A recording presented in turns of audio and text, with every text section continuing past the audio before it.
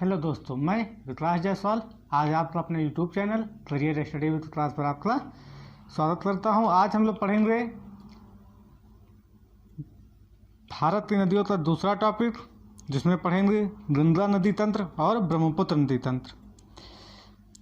दोनों लास्ट में मिलते जुलते हैं, इसीलिए दोनों को इसी वीडियो में कवर किया जाएगा। तो सबसे पहले गंगा नदी तंत्र। गंगा नदी तंत्र का जो प्रवाह क्षेत्र है वह सबसे बड़ा है, या जो है जल ग्रहण क्षमता सबसे ज़्यादा गंगा नदी क्षेत्र की है।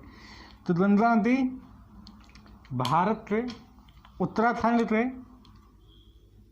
ये है उत्तराखंड, ये हिमाचल प्रदेश, ये यूपी, ये मध्य प्रदेश, ये झारखंड, बिहार, पश्चिम बंगाल। देखते हैं, ये यूपी, एमपी, जेके झारखंड, ये बिहार, बीच बिहार, ये वेस्ट बंगाल, ये यहाँ पर सिक्किम है, और ये जो है बांग्लादेश है, बांग्लादेश। तो गंगा नदी उत्तराखंड के उत्तरकाशी जिले के, उत्तराखंड के जहाँ पर देखते हैं,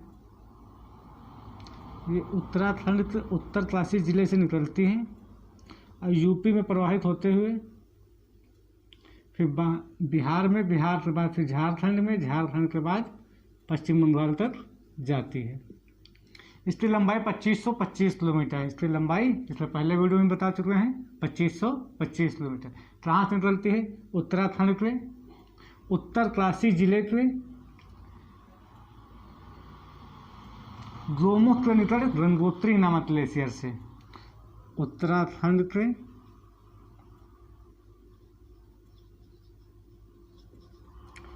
उत्तरकाशी जिले के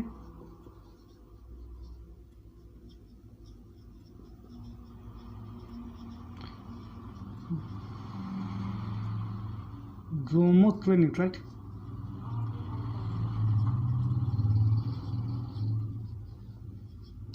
गंगोत्री ग्लेशियर से, गंगोत्री ग्लेशियर से।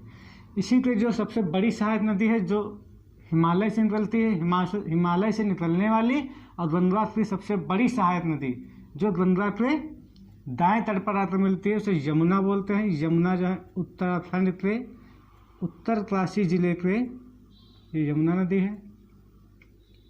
उत्तराखंड के उत्तरकाशी जिले के बंदरपूछ चोटी पे यमुनोत्री ग्लेशियर से निकलती है। यमुनोत्री ग्लेशियर, यमुनोत्री ग्लेशियर से निकलती है। फिर आगे देखते हैं, जो गंगा नदी है वह जो है दो नदियों का मेल है, भागीरथी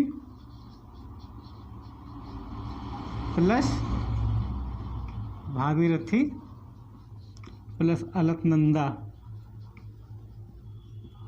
जब दो नदियां आपस में मिलती हैं तब जो है गंगा बनती। अब जो अलकनंदा है, यह भी जो है कई नदियों का मेल है। अलकनंदा जो है सतोपथ से निकलती है विष्णुप्रयाग, यहाँ पर देखते हैं विष्णुप्रयाग,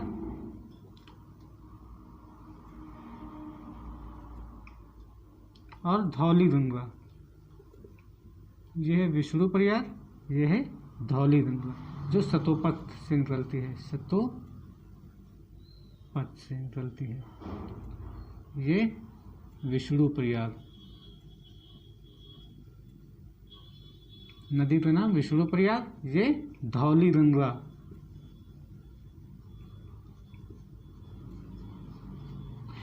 धौली गंगा और विष्णुप्रयाग निकलती हैं, आपस में मिलती हैं। कहाँ पर? धौली गंगा नामक पॉइंट पर मिलती हैं। धौली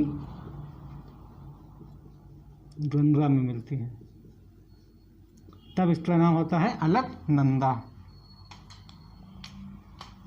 फिर अलकनंदा में जो है पिन्नार नदी आकर मिलती है। पिन्नार नदी कहाँ पर मिलती है? कर्णप्रयाग में मिलती है। उत्तर प्रयाग में पिन्नार नदी आकर मिलती है। उसके बाद जब आगे बढ़ती है तो उसमें मिलती है मंदाकिनी नदी। मंदाकिनी नदी, मंदाकिनी मिलती है। मंदाकिनी कहाँ मिलती है? रुद्रप्रयाग में।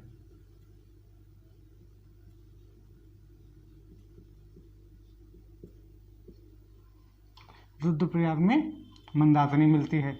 उसके बाद इस अलकनंदा में जो है जब भागीरथी आकर मिलती है तब इसका नाम होता है गंगा।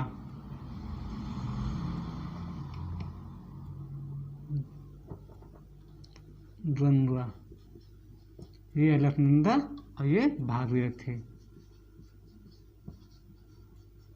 तब इसका नाम होता है गंगा नदी।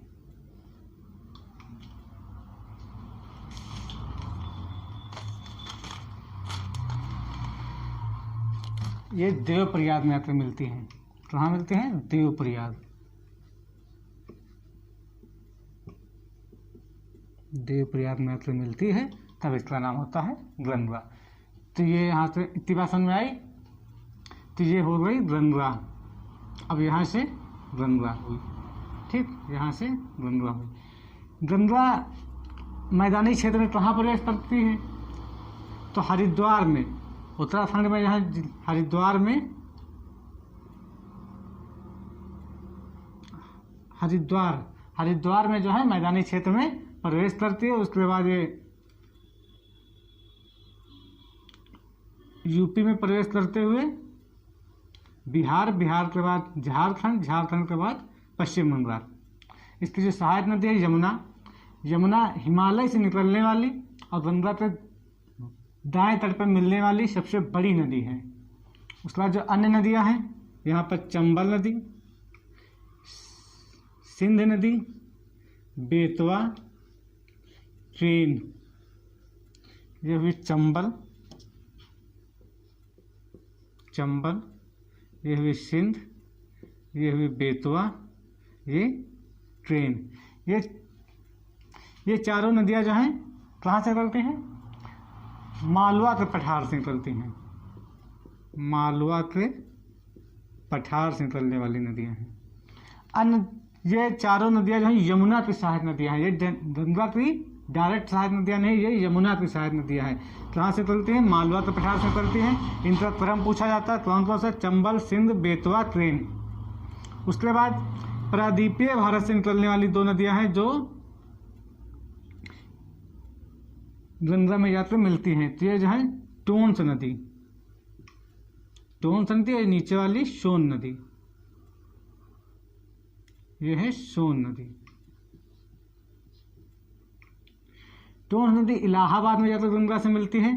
जो यमुना नदी है वह भी इलाहाबाद में जाकर गंगा से मिलती है। टोंस नदी भी इलाहाबाद में, इलाहाबाद से थोड़ा आगे यहाँ पर गंगा से मिलती है। ये क्षेत्र इलाहाबाद है, ये वाला इलाहाबाद है। उसका जो सोन नदी है, ये दोनों नदियाँ जो है प्रायद्वीपीय भारत की नदियाँ हैं।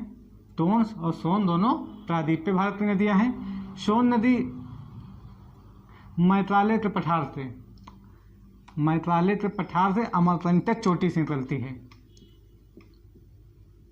मैत्रालय पठार से अमरकंटक, अमरकंटक चोटी से निकलती है और बिहार के राजधानी पटना के पास जाकर गंगा नदी में जाकर मिल जाती है। ये हुई गंगा के दाएं तट से मिलने वाली नदियाँ। उसके बाद गंगा के बाएं तट पर भी आकर मिलती हैं कुछ नदियाँ, जिसमें से रामगंगा, गोमती, घाघरा, गंडक, कोसी और ये महानंदा।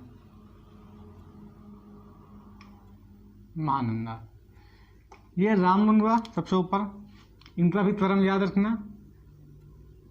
रामगंगा, गोमती, घाघरा, गंडक, कोसी और ये महानंदा, यहाँ पर महानंदा।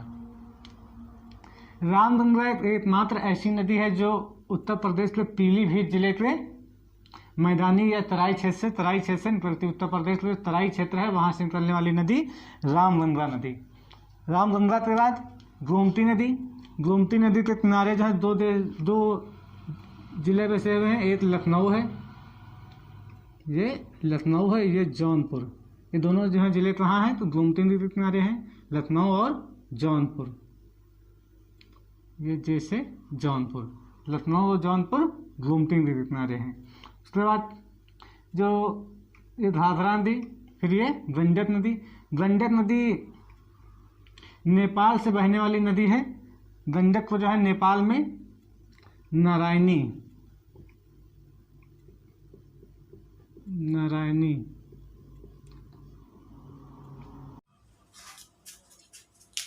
ये गोमती नदी तो जो है नेपाल में नारायणी या शालिग्राम भी कहते हैं। उसके बाद ये कोसी नदी और गोमती नदी, ये दोनों जो है बिहार क्षेत्र में बहने वाली नदियां हैं। रामगंगा, गोमती, घाघरा, गंडक और कोसी, ये दोनों बिहार में बहने वाली नदियां हैं। बिहार इसे कोसी तो जो है बिहार का स्रोत भी कहते हैं, क्योंकि यह नदी जो है अपने रास्ता बदलने के लिए, मार्ग बदलने के लिए बहुत ज्यादा विख्यात है। यह नदी अपने द्वारा लाए गए जो दाद अवसाद या जो जलोढ़ मिट्टी होती है, उसे पहाड़ी क्षेत्रों में तो जो है काफी सारा जो है दाद अवसाद ले आती है, लेकिन जब मैदानी क्षेत्रों में आती है तो अपने ही द्वारा लाए गए दाद को जो है आगे नहीं ले जा पाती है, उसका बहाव बहुत कम हो जाता है, जिससे वो जो है रास्ता बदल लेती है अपना। बिहार में ऐसा होता है कि रात में जो लोग बाहर सोते हैं, सुबह जो है जब उठते हैं तो उनके नीचे नदी बह रही होती है। इसी तरह जो बिहार के कई सारे गांव जो है इस नदी की चपेट में आ जाते हैं, पूरा गांव साफ हो जाता है, इसलिए इसे जो है बिहार का स्रोत कहा जाता है। उसके बाद यह नदी बहती है महानंदा नदी, जो बिहार और पश्चिम बंगाल की सीमा बनाते हुए गंगा में आकर मिलती है। ये जो ऊपर की तीनों नदियां हैं, ये यूपी में प्रवाहित होते हैं। रामगंगा, गोमती, घाघरा, ये यूपी में प्रवाहित होने वाली नदियां हैं। उसके बाद गोमती और घाघरा, रामगंगा, गोमती, घाघरा, ये यूपी में प्रवाहित होने वाली नदियां हैं, यूपी में प्रवाहित होती हैं। उसके बाद गंडक और कोसी, ये नेपाल और बिहार में प्रवाहित होती है। नेपाल और बिहार में प्रवाहित होते हैं। इसको जो है यहाँ ना बनाकर ऐसे बनाया जाए, नेपाल और बिहार में प्रवाहित होती हैं। ये हो गई गंडक नदी। उसके बाद जब यहाँ से नदी निकलती है तो यहाँ पर इसकी दो वितरकताएं हो जाती है। वितरकता क्या होती है, पश्चिम बंगाल में दो वितरकता हो जाती है। वितरकता जब नदी जो है दो अलग अलग रास्तों से जो है जाने प्रवाहित होती है तो उसे जो है वितरकता बोलते हैं। तो एक वितरकता इसकी जो है पश्चिम बंगाल में ही चली जाती है और दूसरी वितरकता बांग्लादेश में प्रवेश कर जाती है। जो पश्चिम बंगाल में जाती है उसमें जो है एक यहाँ नदी निकलती है दामोदर नदी, जो अपहरण घाट से बहने वाली नदी है। दामोदर नदी,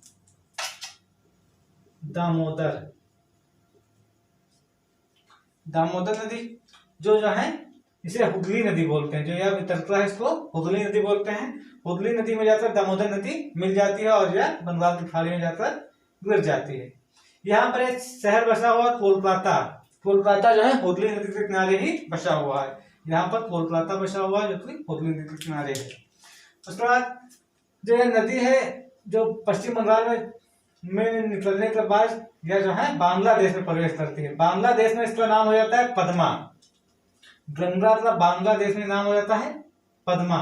और यहाँ मानसरोवर झील से निकलने वाली नदी जो ब्रह्मपुत्र नदी निकलती है, वह जो है अरुणाचल प्रदेश से होते हुए बांग्लादेश में प्रवेश करती है।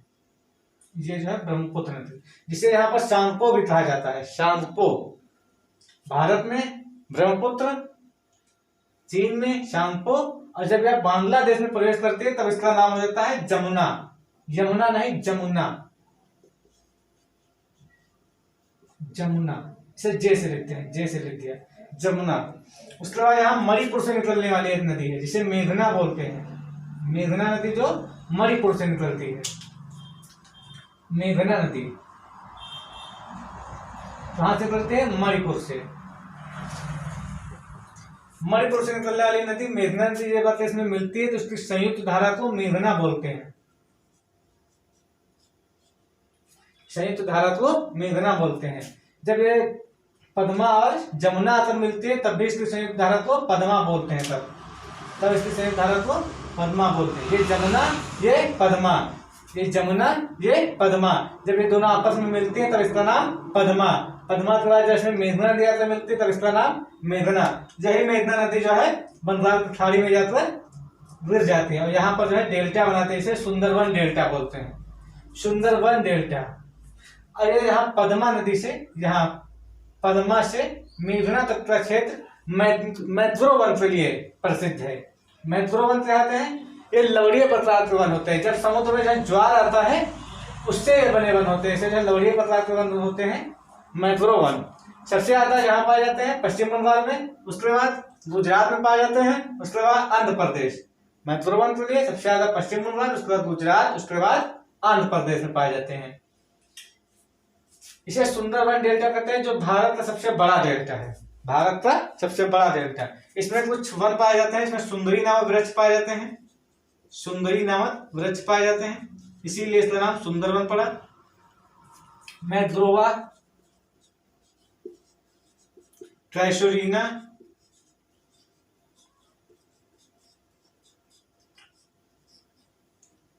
और इसमें बंगाल टाइगर पाए जाते हैं, बंगाल टाइगर।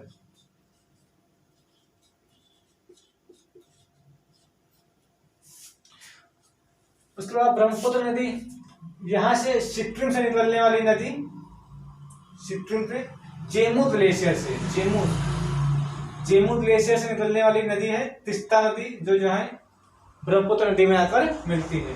जेमू ग्लेशियर से निकलने वाली तीस्ता नदी, यहाँ पर देखते हैं जेमू ग्लेशियर से निकलने वाली कौन सी नदी? तीस्ता नदी, जो कि सिक्किम से निकलती है। वो भी जो है इसी में आकर मिल जाती है ब्रह्मपुत्र में, जिसे पद्मा बोलते हैं। यहाँ इसकी दो और सहायक नदियां हैं, जिसे जो है दिबांग और लोहित नदी बोलते हैं। लोहित, ये दोनों कहाँ पड़ती हैं? ये दोनों अरुणाचल प्रदेश में पड़ती हैं, एपी अरुणाचल प्रदेश में। दिबांग नदी और लोहित नदी। जब सांगपो नदी जब भारत में प्रवेश करती है तब यहाँ पर द्वारज बनाती है, जिसे दिहान द्वार बोलते हैं, दिहान द्वारज बोलते हैं। भारत में प्रवेश करती है तो राज्य बनाती है। उसके बाद कुछ इसकी अन्य और सहायक नदियां हैं।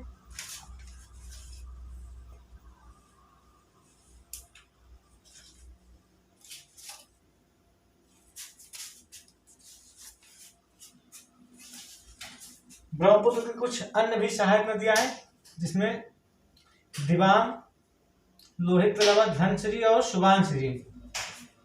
धनसिरी और सुबानसिरी है छोटी छोटी नदियां हैं। कौन सी? धनसिरी, दूसरी है सुबानसिरी। सुबानसिरी। उसके बाद जब जो ब्रह्मपुत्र नदी भारत में प्रवेश करती है तो बहुत सारे द्वीपों का निर्माण करती है, बहुत सारे द्वीपों का निर्माण करती है। तो असम में एक द्वीप बनाती है, असम, जो ऐसे कुछ यहाँ पर राज्य है असम वाला। असम में द्वीप बनाती है, इसे माजुली द्वीप कहते हैं। यहाँ पर बनाती है माजुली द्वीप, नदी में द्वीप बनता है माजुली द्वीप, जो कि भारत का सबसे बड़ा नदी द्वीप है। भारत में जहाँ वर्ल्ड का सबसे बड़ा नदी द्वीप है माजुली द्वीप, वर्ल्ड का सबसे बड़ा नदी द्वीप। कौन सा? माजुली द्वीप। यह जहाँ असम में पड़ता है। इसे जो है नदी जिला भी घोषित किया गया है। असम को जो है नदी जिला भी घोषित किया गया है।